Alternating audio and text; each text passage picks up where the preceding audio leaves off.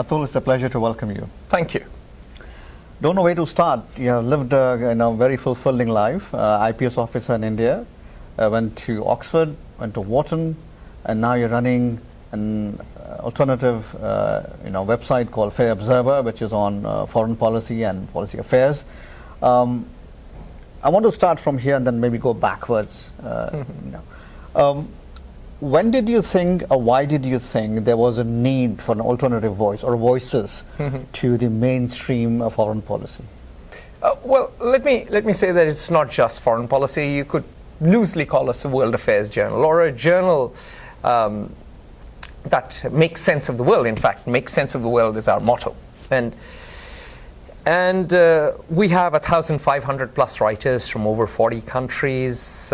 We have advisors who include Chitra Subramaniam, the lady who investigated the Bofors scandal back in the 80s, as well as John Bruton, the Irish Prime Minister in the 1990s who brought about the Northern Irish peace process. So clearly, if you look at the team and the advisors, we are an idealistic bunch. And I think I came up with the idea when I went to the Global Media Summit in New York. And I'd always wanted to be in the media field, but I thought I'd jump into it sometime later in life. I'd make my money or find some stability and then do this later. But the reality is at that summit I realized, well, there are three major problems that I see with mainstream media. One, there's so much noise, particularly with Twitter and social media. There's just non-stop noise. And for me, I wanted to go beyond the headlines and look at the deeper issues behind the news. So I wanted to challenge that, problem one.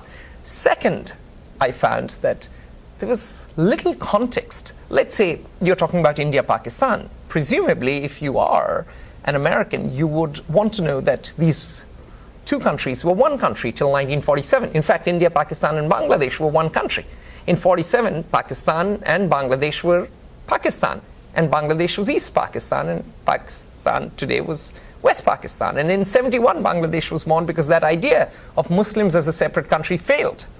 And so if you're looking at the subcontinent, you want to know the subtext, the context. And we thought we can provide that, and we will provide that. And the third problem we felt was that you didn't get enough perspectives. You didn't get narratives and voices from other parts of the world, or for that matter, from other points of view. And by that I mean, if you go to Fox News, you are a confirmed Republican. If you go to CNN, you're a Democrat. And the fragmentation that has happened since the era of the internet, where people stick to their echo chambers, is scary. And what we wanted to do right from the outset was create a global discourse. There are over 7 billion people on the planet. Our destinies are now inextricably intertwined. And if we are going to be better citizens of the world, if we are going to address some of the problems, if not solve them, we have to focus on key issues. We have to look at them in context, and we have to make sure we look at them through many prisms. And by that I mean multiple perspectives. And it is only then that we can make sense of the world. And that is the answer to your question. When you look at, democracies all the way down to, aristocracies and dictatorships or quasi-democracies, everybody has a different agenda to play in terms of global affairs. Or even at local affairs. Absolutely. There are interest groups, sure. So just like in the past decade or more, where we couldn't transplant democracy in the Arab world, we cannot enforce our culture or our values on another civilization or another population. But there are always agendas, either way you look at it. I'm trying to see, with your perspective, how do you address those issues, and are people genuinely willing to make a difference? They are willing to listen and contribute to the discourse, but how will the real change come to those people that you're trying to address? So let us parse this out. You've touched upon three things. First, agenda. Everyone has an agenda. Sure. But if you listen to 3 or 5 people with different agendas, you get a better handle on what you want to do. Second, you said, well, are people wanting to listen? Well, some people do want to listen. Actually, I would argue that a lot of Kenyans are interested in what other people in other parts of the world think. In fact, Obama has arrived today in Kenya, and there's great celebration, and Americans are finally noticing Kenya, but Kenya wants to know what Americans think of them. Kenya also wants to know what Indians think of them, because the Indians have historically done business in Kenya for centuries. And the Kenyans want to know what the Chinese think of them, because the Chinese are the big boys. They are building the railways that's connecting Kenya to all its neighbors. So I think people, at least a certain section of people, are always going to be curious. Travelers like Marco Polo and Ibn Battuta from different cultures have gone around exploring the world, and there is a certain section of the population that may not travel, but is cosmopolitan and wants to know. And I think that that section always exists. It may be small, but it's significant. And finally, how do you make change? Well, that's, I think, where media plays a fundamental, crucial, but not easily measurable and quantifiable role. And here's what I'm saying. You need people to be aware of issues. You need a change of consciousness. You need them to be reflective and thoughtful. You need them to rally around issues over time. And that is why people like Benjamin Franklin and Mahatma Gandhi ran newspapers. Can you imagine an American Revolution without Tom Paine's common sense? And what was Paine doing? Well, he was in the world of publishing. Now, not everything written at that time was influential, but the zeitgeist was about discussion, was about discourse, was about contemplation. And I think that's where the media or the press plays a key role. Lest we forget, we call the media the fourth estate. Remember what was happening in the French Revolution. The three estates were locked up discussing things. Who was going to keep an eye on them and make sure that they weren't going to do things that were entirely in their own interest? That's where the fourth estate came in. And the fourth estate, even though it may be biased, even though it may be fractured, helps citizens by observing what is going on, reflecting social concerns, and evolving a consciousness about issues common to all. And it's a messy process, just like making sausages isn't exactly pretty, but it's an essential and fundamental process. And that's why so many great people in the past have run newspapers. Is there a sustainable business model to an alternative voice? Because others have come before and they have gone. Yeah. Trying to learn, how do we sustain a business model for you? Yes, it's a great question, and lest we forget, many have come and stayed as well. It isn't that all have gone. You must remember that even The Economist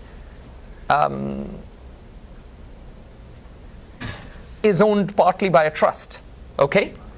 And the editorial side of The Economist is controlled entirely by that trust. The editor-in-chief is not picked out by the business side.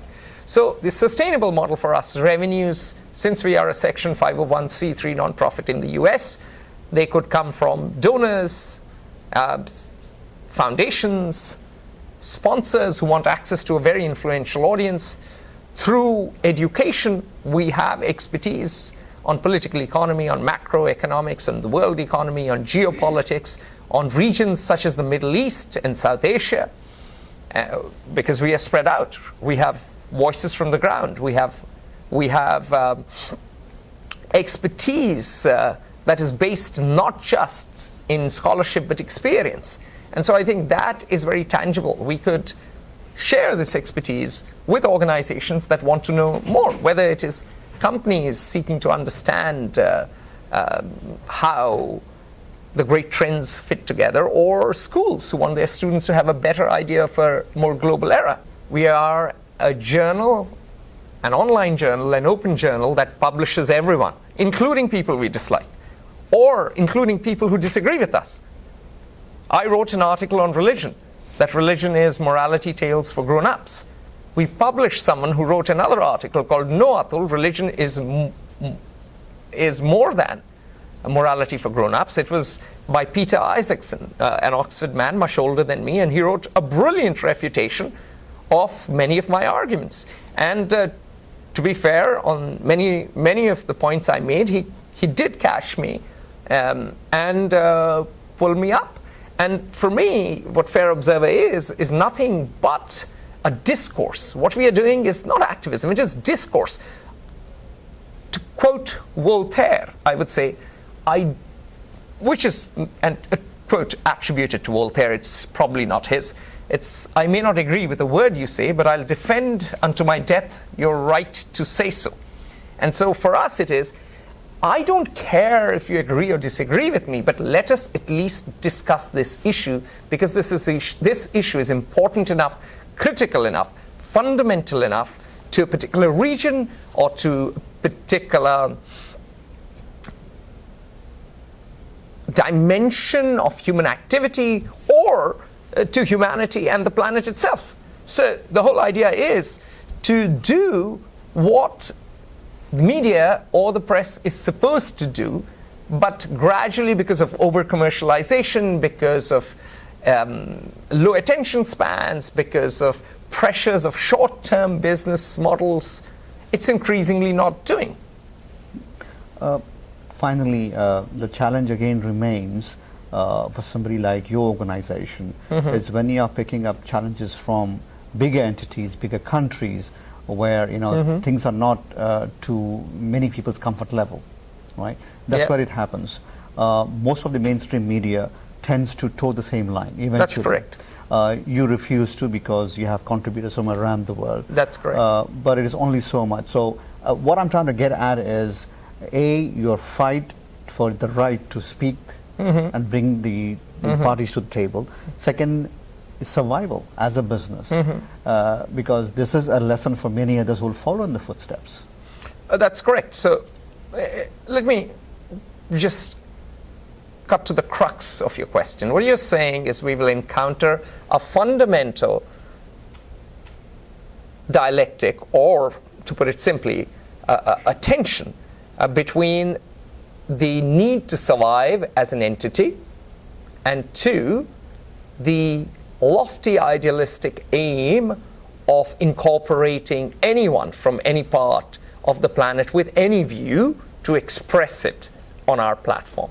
And because a certain majority of our readers or funders may not like what they are saying, correct? Yeah.